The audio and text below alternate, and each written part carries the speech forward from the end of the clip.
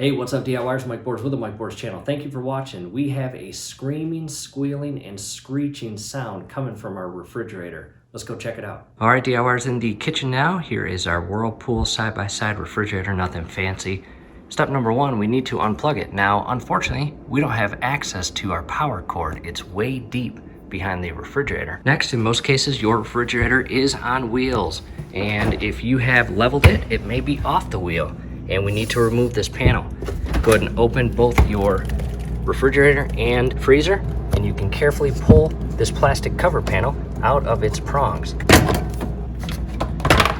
And these little tabs right here go inside those aluminum tabs there. And here's your wheels. Here is what you use to level it. In the event that you cannot slide your refrigerator conveniently, grab a socket and ratchet and go and turn this bolt until the refrigerator comes up off the ground and is resting on those wheels. At this point, I've got the refrigerator pulled against the cutout in the wall where it goes, and we'll carefully make our way back here. Safety first always, no ifs, ands, buts about it. Cut all electrical power to your refrigerator. After that, you do have a water line. In our case, ours comes out of the wood floor and makes its way to the refrigerator.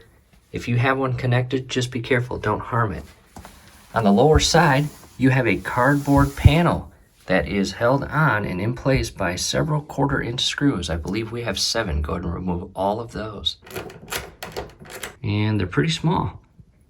At this point, I've got all 7 screws removed, and you can just carefully pull down on the cardboard and away from your refrigerator. And here's the inside of your refrigerator. Yours probably will look as dusty as mine. However, in here, this little fan blade connects to the condenser motor. And as you can see here, it's the part right there causing the squealing. And what I want to do is simulate the sound. I believe this condenser finally failed. That is what it was doing, and it was extremely loud. So what we'll do first is carefully grab the actual plastic blade, yours may be aluminum, and pull it away from your condenser without harming any of those lines.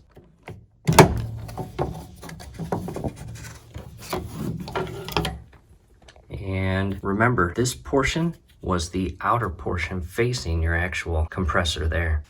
Next, what we want to do is we have 3/4-inch screws that hold the condenser onto this mount. And actually what I might do first, I got this little pick tool here. I'm going to carefully pull the plastic tab over the little lock portion, as shown here, and push back on that electrical connection point and pull that wiring out of the way. Now we have better access to the 3/4-inch screws. As you see, one there, and one way down. And my recommendation as you remove these 3/4-inch screws, be very careful. You don't want to harm any of the parts that lay around it. And here's the first screw. Again, be patient. After removing those 3 internal screws, you can carefully pull out your old condenser. Let's go grab the new part. At this point, I've got the old fan blade and the condenser set aside. I'm actually going to spend a couple minutes and do some vacuuming. In the box is a new condenser, a fan blade, and a couple screws and the electrical connection. And here is the part number for ours. Pull the fan blade out and the new condenser. And the way you are going to insert and secure this is this little rod will stick out to the left, which will allow you to connect the fan blade, and the electrical connection point will be on the top. So as you maneuver this back into place, it goes in, it's cut out there, as you see here. Match that up. Here's a better view of it. And again, out and in, as shown here.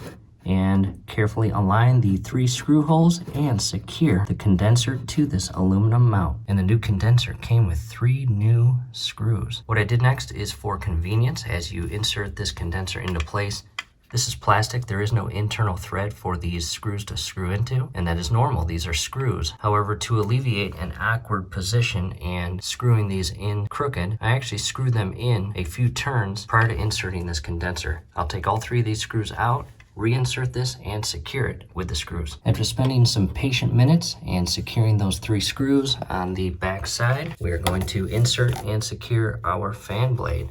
And again, this part faces your compressor.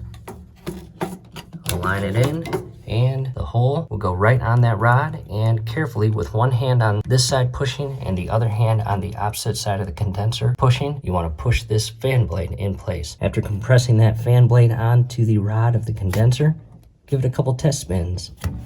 And you'll notice with a new fan blade and condenser, there's no screaming or squealing sounds. From here, we've got a new connection point. Check that out. And our old condenser unplugged with a 3-prong connection. And it looks like we've got an adapter that will plug in here, and this portion will run and feed to the condenser. Here's the new connection point and wire, and it looks like it was manufactured on July 28, 2020. Take note of the shape of the connections and properly align them and push them together until they are clicked in place and locked on this tab here. And as I push these two together, you will hear that clicking sound, and it is locked.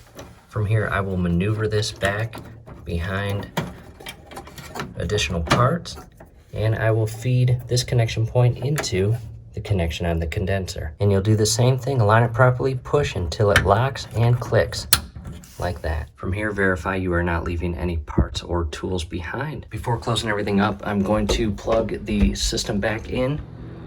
And as you can see, no sounds whatsoever. It is doing exactly what it is supposed to do.